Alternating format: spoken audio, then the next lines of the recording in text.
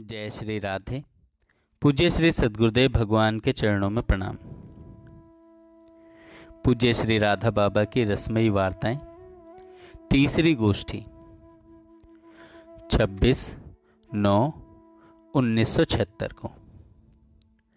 आदरणीय by सम्मान्य Shri Savitri by फोगला जब पूज्य श्री राधा बाबा को पानी पिलाने आई तो अपने साथ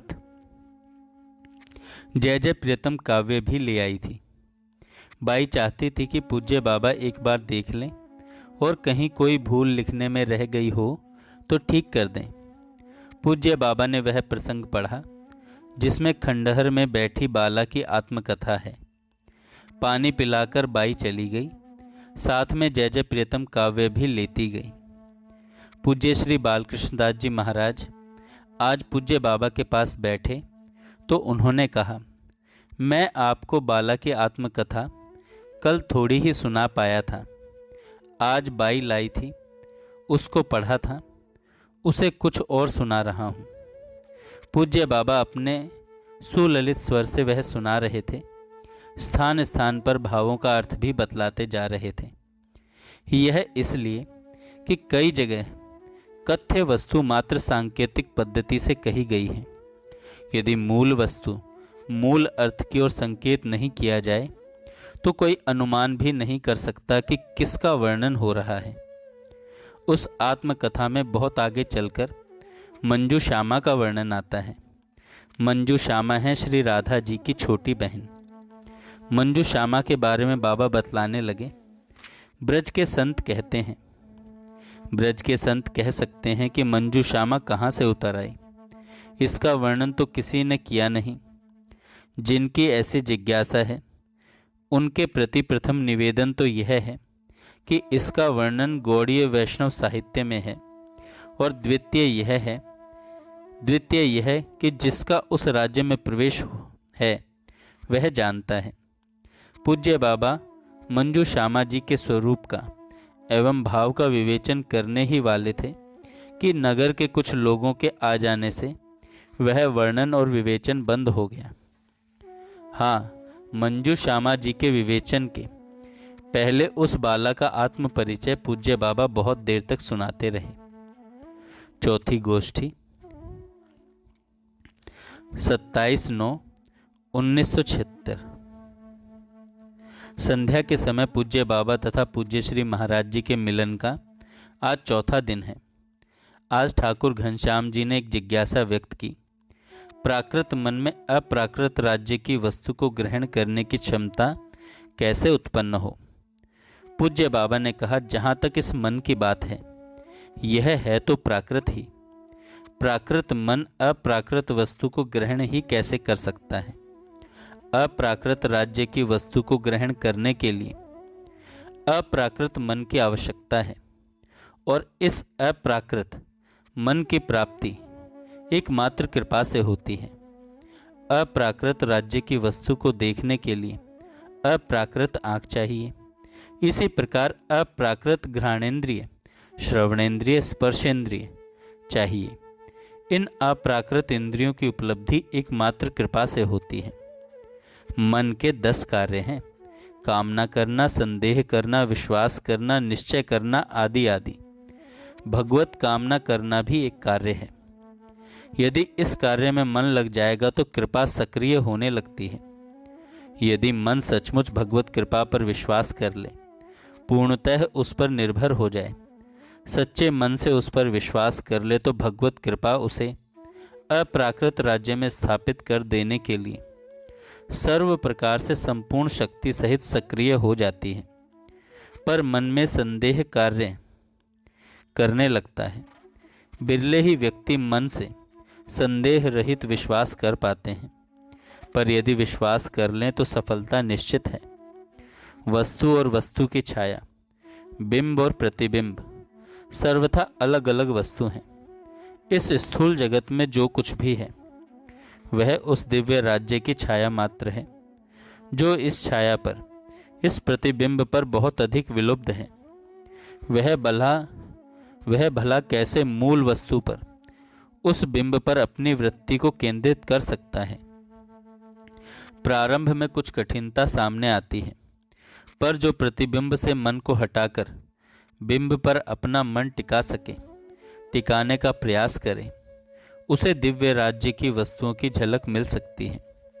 यहाँ के पदों में श्री राधा जी की अथवा श्री गोपीगण की जिस स्वरूप का, जिस लीला का वर्णन है, उससे उस दिव्य राज्य की लीला या वहाँ का स्वरूप एकदम अतीत है।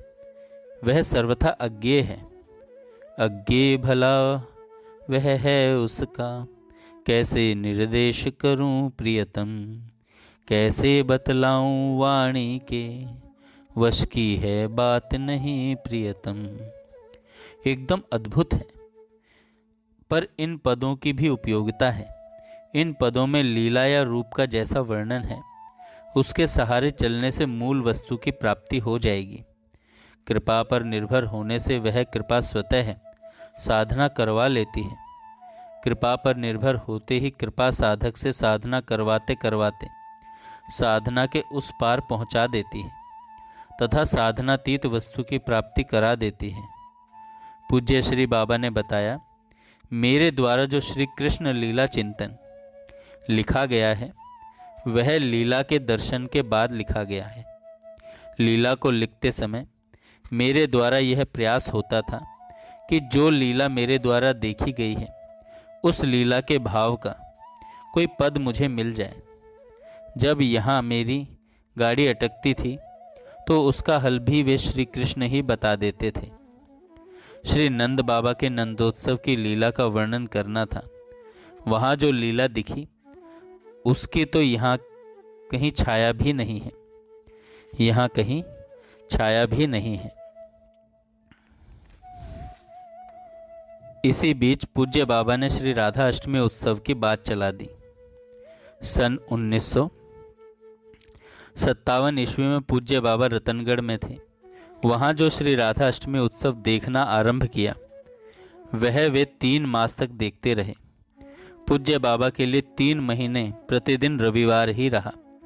शौच, स्नान, भिक्षा आदि के कार्य भी अर्ध जागृत दशा में ही संपन्न होते थे।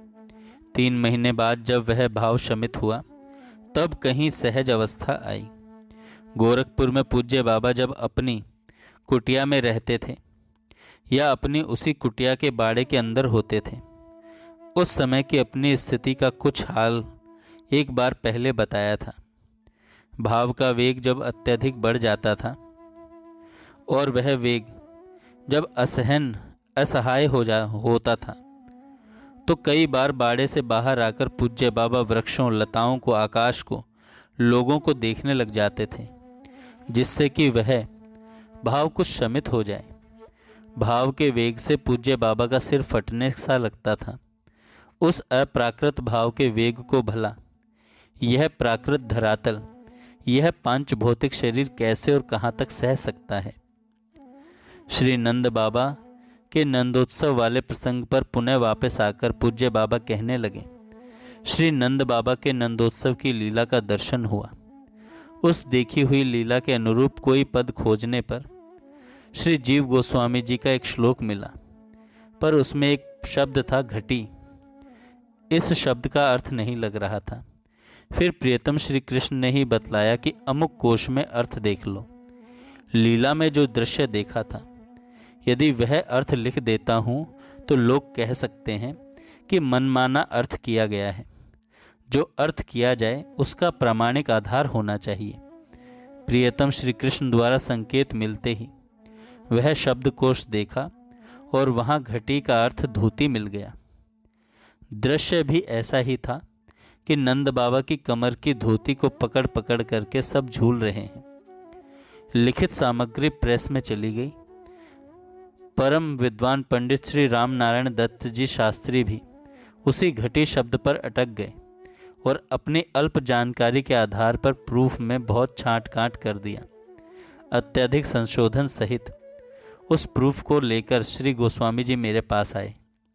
यह सब देखकर मैं जोर से हंसा और कहा, गोस्वामी पाद, आप घटी शब्द का अर्थ अमुक कोश से देख लें। श्री गोस्वामी जी ने कोष को देखा और श्री गोस्वामी जी को सारी सामग्री पूर्ववत कर देनी पड़ी। फिर वही छपा जो मेरे द्वारा पहले लिखित था। जय श्री राधे। आगे की गोष्ठी हम कल सुनेंगे।